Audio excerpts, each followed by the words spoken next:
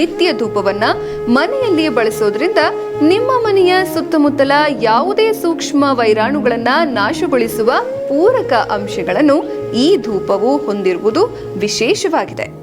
ಇದನ್ನು ನಿಮ್ಮ ಮನೆ, ಕಚೇರಿ, ಹೋಮ ಹವನಗಳಲ್ಲಿ ಹಾಗೂ ಧ್ಯಾನ ಮತ್ತು ವಿವಿಧ ಧಾರ್ಮಿಕ ಕಾರ್ಯಗಳಲ್ಲಿ ಬಳಸೋದ್ರಿಂದ ಒಂದು ವಿಶೇಷವಾದಂತಹ ಧಾರ್ಮಿಕ ಅನುಭವವನ್ನ ಹೊಂದಬಹುದು.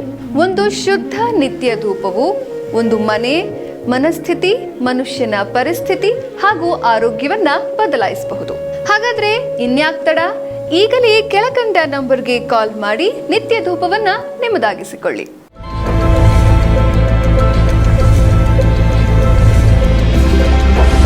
ಅನನ್ಯ ಚೇತ ಸತತಂ ಯೋ ಮಾಂ ಸ್ಮರತಿ ನಿತ್ಯಶಃ ತಸ್ಯಾಹಂ ಸುಲಭ ಪಾರ್ಥ ನಿತ್ಯ ಯುಕ್ತಸ್ಯ ಯೋಗಿನಃ. ಅದಕ್ಕೆ ನಮ್ಮಲ್ಲಿ ನಿತ್ಯದಲ್ಲಿ ಧೂಪವನ್ನು ಅಳವಡಿಸಿದ್ರು. ಬಹಳ ಸುಲಭವಾಗಿ ಪ್ರಕೃತಿಜನ್ಯವಾದ್ದು. ಈ ಗೊಗ್ಗುಲಂ ಅನ್ನೋದು ಬಹಳ ದೊಡ್ಡ ಮರ ಇದೆ. ದಶಾಂಗ ಎಲ್ಲ ಗಿಡಮೂಲಿಕೆಯ ಪುಡಿಗಳನ್ನೆಲ್ಲ ಸಂಯೋಜನೆ ಮಾಡಿರುವಂಥದ್ದು. ಈಗ ಅದಕ್ಕೇನೆ ಹೇಳಿದ್ದು, ಈ ಒಂದು ಧೂಮವನ್ನು ಯಾರು ಆಘ್ರಾಣಿಸ್ತಾರೋ ಅವರ ಶರೀರದಲ್ಲಿ ಏನಾದರೂ ಕಿಲ್ಬಿಷಿಗಳಿದ್ರೆ ಅವು ಸರ್ವನಾಶ ಆಗಿಬಿಡುತ್ತೆ. ಆಗಲೇ ಹೇಳಿದಾಗೆ ಇದು ನಾವು ಆ ಕೆಂಡಕ್ಕೆ ಹಾಕಿ ಅಗ್ನಿಯನ್ನು ಸ್ಪರ್ಶ ಮಾಡಿ ಈ ಪುಡಿಗೆ ಅದನ್ನು ತೋರಿಸೋವಂಥದ್ದು. ಎಷ್ಟೋ ಜನ ಅದನ್ನ ಇಟ್ಕೊಂಡು ನಿವಾಳಿ ತೆಗಿತಾರೆ ದೇವರಿಗೆ ನಾವು ಹೇಗೆ ಮಂಗಳಾರತಿಯನ್ನು ಭಗವಂತನಿಗೆ ತೋರಿಸ್ತೀವಲ್ಲ, ಹಾಗೆ ಇದನ್ನು ದೇವರಿಗೆ ನಿವಾಳಿ ತೊರೆಯೋರು ತುಂಬ ಜನ ಇದ್ದಾರೆ. ವಿಶೇಷವಾಗಿ ನಮ್ಮಲ್ಲಿ ಈ ಧೂಪದಿಂದ ಈ ಮಕ್ಕಳು, ಚಿಕ್ಕ ಮಕ್ಕಳು ಇರುತ್ತವಲ್ಲ, ಬರೀ ಇನ್ನೂ 1 ತಿಂಗಳು 2 ತಿಂಗಳು ಇಂಥ ಮಕ್ಕಳಿಗೆ ನೀರು ಹಾಕ್ತಾರೆ.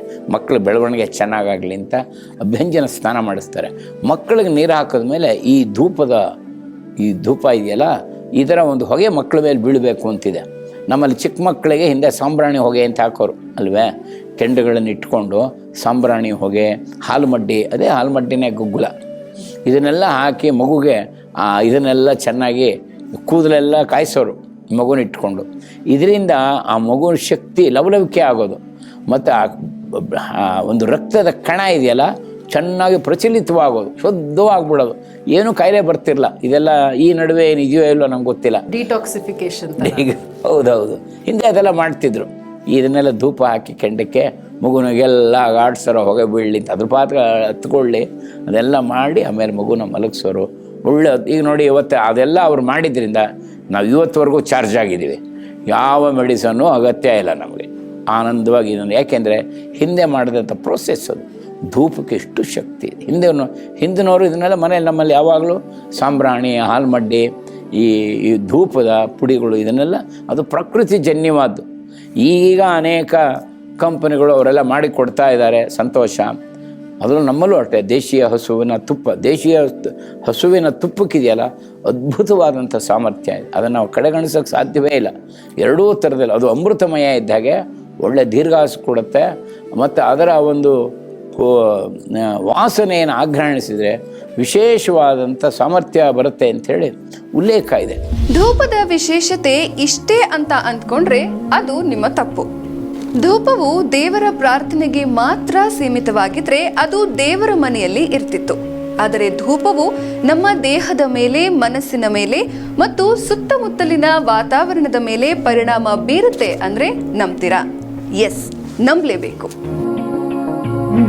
ನಮ್ಮ ಹಿರಿಯರು ಈಗಲೂ ಹಳ್ಳಿಗಳಲ್ಲಿ ಮತ್ತು ನಗರಗಳಲ್ಲಿ ಸ್ವಲ್ಪ ಪ್ರಮಾಣದಲ್ಲಿ ಧೂಪವನ್ನ ಮನೆಯ ಒಳಗೆ ಮತ್ತು ಹೊರಗೆ ಹಾಕುತ್ತಾರೆ. ಕಾರಣ ಏನು ಅಂತ ಅಂದ್ರೆ, ಧೂಪವು ನಮ್ಮ ಮನೆಯ ಸುತ್ತಮುತ್ತಲಿನಲ್ಲಿ ಇರುವ ಕ್ರಿಮಿಕೀಟಗಳನ್ನ ಮತ್ತು ಸೂಕ್ಷ್ಮಜೀವಿಗಳನ್ನ ಮನೆಯ ಒಳಗೆ ಬಾರದಂತೆ ತಡೆಯುತ್ತೆ. ಧೂಪದ ವಾಸನೆಯನ್ನು ನಾವು ಸೇವಿಸುವುದರಿಂದ ನಮ್ಮ ಮನಸ್ಸು ಶಾಂತವಾಗುತ್ತೆ ಮತ್ತು ದೇಹವನ್ನು ಋಣಾತ್ಮಕ ಶಕ್ತಿಯಿಂದ ಕಾಪಾಡುತ್ತೆ. ಇದನ್ನು ಈಗ ಅರೋಮಾ ಥೆರಪಿ ಅಂತ ಹೇಳ್ತಾರೆ. ನಮ್ಮ ಸುತ್ತಮುತ್ತಲಿನ ಪರಿಸರದಲ್ಲಿರುವ ಆಮ್ಲಜನಕದ ಸಾಂದ್ರತೆ ಮತ್ತು ಗುಣಮಟ್ಟವನ್ನ ಹೆಚ್ಚಿಸುತ್ತೆ ಮತ್ತು ಇದರಿಂದ ಮನುಷ್ಯರಿಗೆ ಮತ್ತು ಪರಿಸರಕ್ಕೆ ಹಲವಾರು ಲಾಭಗಳನ್ನ ಕೊಡ್ತಾ ಇದೆ. ಧೂಪ ಅಂದ್ರೆ ಒಳ್ಳೆ ಸುವಾಸನೆ ನೀಡುವಂತ, ದೇವರಿಗೆ ಅರ್ಪಿಸುವಂತ ಯಾವುದೋ ಒಂದು ವಸ್ತು ಅಂತ ನೀವು ಅಂದ್ಕೊಂಡಿದ್ದೀರಾ? ಖಂಡಿತ ಇಲ್ಲ. ನಿತ್ಯವಾಗಿ ನಾವು ಷೋಡಶ ಉಪಚಾರ ಪೂಜೆಗಳಲ್ಲಿ, ಮಂದಿರಗಳಲ್ಲಿ ಬಳಸುವಂತ ಧೂಪದಲ್ಲಿ ತನ್ನದೇ ಆದಂಥ ವೈಶಿಷ್ಟ್ಯಕರ ದೈವಿ ಅಂಶಗಳು ಇದೆ. ಇದರಿಂದ ಆರೋಗ್ಯ ಖಂಡಿತ ವೃದ್ಧಿಯಾಗುತ್ತೆ. ಹೀಗಾಗಿ ನೀವು ನಿಮ್ಮ ಮನೆಯಲ್ಲಿ, ನಿಮ್ಮ ವ್ಯಾಪಾರ ಸ್ಥಳಗಳಲ್ಲಿ ಮಕ್ಕಳ ಉತ್ತಮ ವಿದ್ಯಾಭ್ಯಾಸಕ್ಕೆ, ಏಕಾಗ್ರತೆಯ ಕೊರತೆ ಇದ್ರೆ ಇದಕ್ಕಾಗಿ, ಉತ್ತಮ ಆರೋಗ್ಯಕ್ಕೆ, ಮಾನಸಿಕ ನೆಮ್ಮದಿಗೆ, ಮನೆಯಲ್ಲಿನ ಶುದ್ಧ ವಾತಾವರಣಕ್ಕೆ, ಪರಿಸರಕ್ಕೆ ಮಾಡುವಂತಹ ಉತ್ತಮ ವಾತಾವರಣಕ್ಕೆ, ಇವೆಲ್ಲವಕ್ಕೂ ಬಳಸಬಹುದು ಒಂದೇ ಧೂಪ. ಎಲ್ಲಾ ಒಂದು ಸಮಸ್ಯೆಗಳಿಗೂ ಇದೆ ಒಂದೇ ಪರಿಹಾರ, ಅದುವೇ ನಿತ್ಯ ಧೂಪ. ಇಂದೇ ಖರೀದಿಸಿ. ಕರೆ ಮಾಡಿ 7411255768.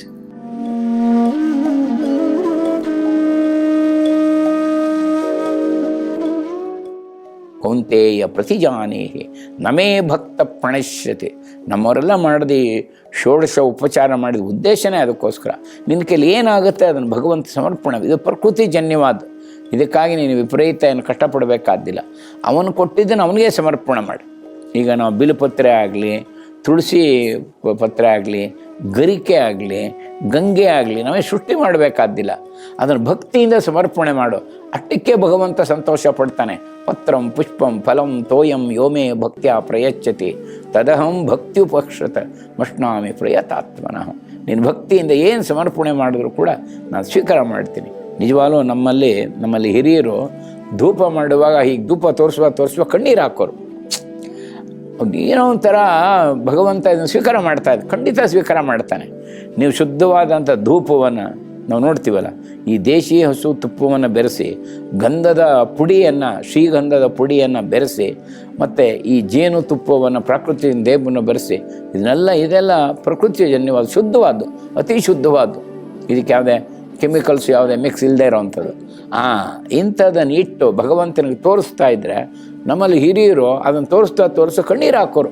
ಈ ನಾವು ಮಾಡ್ತಿರೋ ಪೂಜೆ ನೀನು ಸ್ವೀಕಾರ ಮಾಡ್ತೀಯಲ್ಲಪ್ಪ, ನನಗಿನ್ನೂ ಆರೋಗ್ಯ ಕೊಟ್ಟಿದೆ, ನನ್ನಿಂದ ಪೂಜೆ ಇನ್ನೂ ತೊಗೋತಾ ಇದೆ ಅಂತ ಹೀಗೆ ಹೇಳೋರು. ನನ್ನಿಂದ ಇನ್ನೂ ಪೂಜೆ ತೊಗೋತಾ ಇದೆ, ನನಗೆ ಪುಣ್ಯ ಸಿಗ್ತಾ ಇದೆ, ನನ್ನ ಸೇವೆ ಸ್ವೀಕಾರ ಮಾಡ್ತಾ ಇದೆ ಅಂತ ಕೈಯೆಲ್ಲ ನಡ್ಗೋದು ವಯಸ್ಸೋರು ಹೀಗೆ ಹೇಳ್ತಾ ಕಣ್ಣೀರು ಹಾಕೋರು. ಇದು ಆತ್ಮ ಸಮರ್ಪಣೆ. ಇದನ್ನು ಭಗವಂತ ಒಪ್ಪದೇ ಇರ್ತಾನ? ನಮಗೆಲ್ರಿಗೂ ಒಂದು ಆಸೆ ಏನು ಅಂದರೆ ಜೀವನದ ಅಂತ್ಯವರೆಗೂ ಆರೋಗ್ಯವಾಗಿರಬೇಕು. ನಾವೆಲ್ಲ 110 ವರ್ಷ ಇರಬೇಕು ಅಂತ ಅಪೇಕ್ಷೆ ಇಲ್ಲ. ಕೆಲವರು ಇದ್ದಿರಬಹುದು, ಆದರೆ ಎಷ್ಟು ವರ್ಷ ಇರ್ತೀವಲ್ಲ ಸದೃಢ ಆರೋಗ್ಯಕರವಾಗಿರಬೇಕು. ಯಾರ ಕೈಗೂ ಸಿಕ್ಕಾಕೊಳ್ಳದೆ ಸದೃಢ ಆರೋಗ್ಯವನ್ನು ಕಾಪಾಡ್ಕೊಳ್ಳೋಕ್ಕೆ ಒಳ್ಳೆಯದು ಇದು.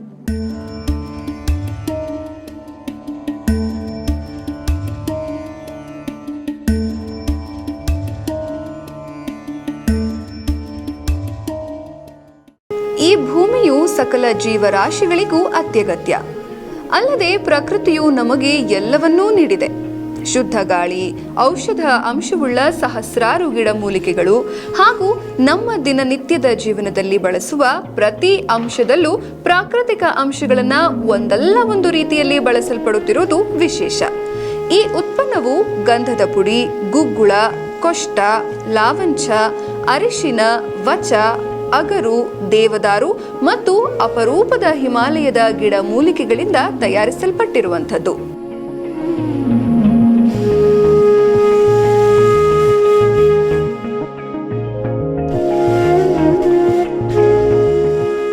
ಕಾಮಧೇನು ನಮ್ಮ ಕಲ್ಪವೃಕ್ಷ. ಕಣ್ಣಿಗೆ ಕಾಣುವ, ಸ್ಪರ್ಶಕ್ಕೆ ಸಿಗುವ ಅಮೃತವನ್ನ ಉಣಿಸುವ ಕಾಮಧೇನು ನೀಡುವ ಪ್ರತಿಯೊಂದು ಅಂಶವೂ ಶ್ರೇಷ್ಠದಾಯಕ. ಈ ನಿಟ್ಟಿನಲ್ಲಿ ಕಾಮಧೇನುವಿನ ತುಪ್ಪವನ್ನು ದೇವತಾ ಕಾರ್ಯದಿಂದ ಹಿಡಿದು ಪ್ರತಿಯೊಂದು ಶುಭ ಕಾರ್ಯಗಳಿಗೂ ಬಳಸೋದು ವಾಡಿಕೆ. ಇಂತಹ ಪರಿಶುದ್ಧ ದೇಸಿ ತುಪ್ಪವನ್ನು ನಿತ್ಯ ಧೂಪದಲ್ಲಿ ಬಳಸಿರೋದು ವಿಶೇಷ. ಹಲವಾರು ನೈಸರ್ಗಿಕ ಗಿಡಮೂಲಿಕೆಗಳು ಹಾಗೂ ಪ್ರಾಕೃತಿಕ ಸಂಪನ್ಮೂಲಗಳಿಂದ ತಯಾರಿಸಲ್ಪಟ್ಟಿರುವ ನಿತ್ಯ ಧೂಪವನ್ನು ಬಳಸೋದ್ರಿಂದ ಪ್ರಕೃತಿಗೆ ಯಾವುದೇ ಹಾನಿ ಉಂಟಾಗೋದಿಲ್ಲ. ದೇಸಿ ಹಸುವಿನ ತುಪ್ಪ ಮತ್ತು ಶುದ್ಧ ಜೇನುತುಪ್ಪವನ್ನು ಬಳಸಿ ಯಾವುದೇ ಕೃತಕ ಸುವಾಸನೆ ಅಥವಾ ರಾಸಾಯನಿಕಗಳನ್ನು ಬೆರೆಸದೆ ಶುದ್ಧ ದೈವಿಕ ಅನುಭೂತಿಗಾಗಿ ನಿತ್ಯ ಧೂಪವನ್ನು ಮಾಡಲಾಗಿದೆ.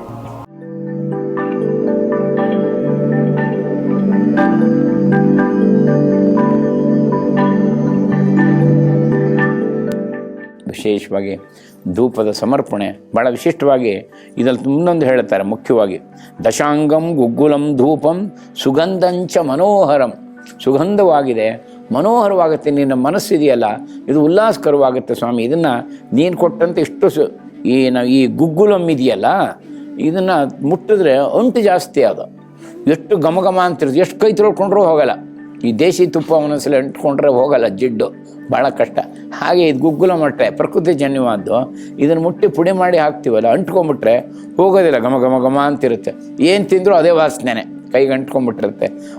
ಇಷ್ಟು ಒಳ್ಳೆ ಸುವಾಸನೆಯನ್ನು ಭಗವಂತ ಅದನ್ನು ಮುಟ್ಟಿಸಿದಾನೆ, ಅದಕ್ಕೆ ಸೇರಿಸಿದ್ದಾನೆ ಅಂತಂದರೆ ಅದನ್ನು ಸಮರ್ಪಣೆ ಮಾಡುತ್ತೆ. ಶಾಂಗಂ ಗುಗ್ಗುಲಂ ಧೂಪಂ ಸುಗಂಧಂಚ ಮನೋಹರ, ಮನಸ್ಸಿಗೆ ಹಿತವಾಗುವಂಥದ್ದು. ದೇವೇಶ ನಮಸ್ತುಭ್ಯಂ ಗೃಹಾಣ ವರದೋ ಭವ, ಇದನ್ನು ಸ್ವೀಕಾರ ಮಾಡಿ ನಮ್ಮ ವರ ಕೊಡು ಸ್ವಾಮಿ.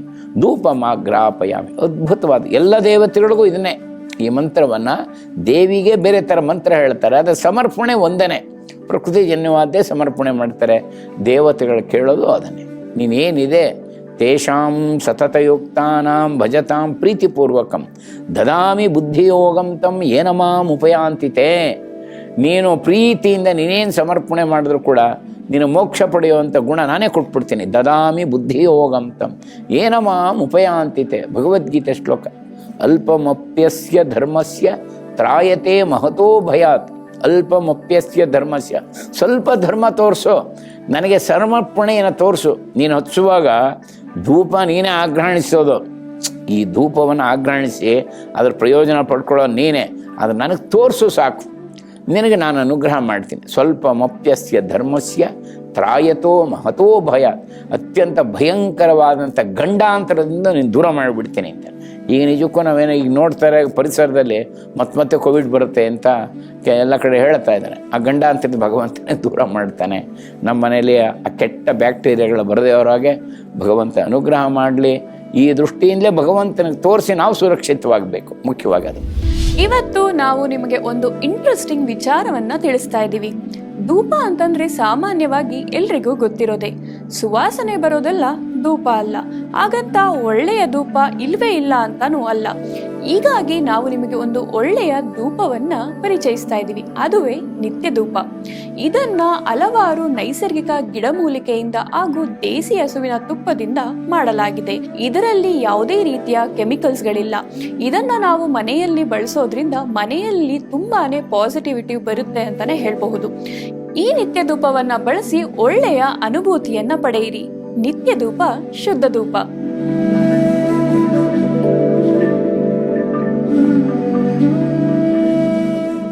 ವೀಕ್ಷಕರೇ, ಇದಾಗಿತ್ತು ಈ ದಿನದ ವಿಶೇಷ. ಆಯುಷ್ ಪ್ಲಸ್ ಪ್ರಸ್ತುತಪಡಿಸುವ ನಿತ್ಯ ಧೂಪ, ಇದು ದೈವಿ ಆಚರಣೆಯ ಪ್ರತೀಕ. ಇನ್ನೊಂದು ಕಾರ್ಯಕ್ರಮದಲ್ಲಿ ಎಂದಿನಂತೆ ಮಾಹಿತಿ ಹಾಗೂ ಮಾರ್ಗದರ್ಶನದ ಮಹಾಪೂರದೊಂದಿಗೆ ಹಾಜರಾಗ್ತೀನಿ. ಅಲ್ಲಿವರೆಗೂ ವಂದನೆಗಳು.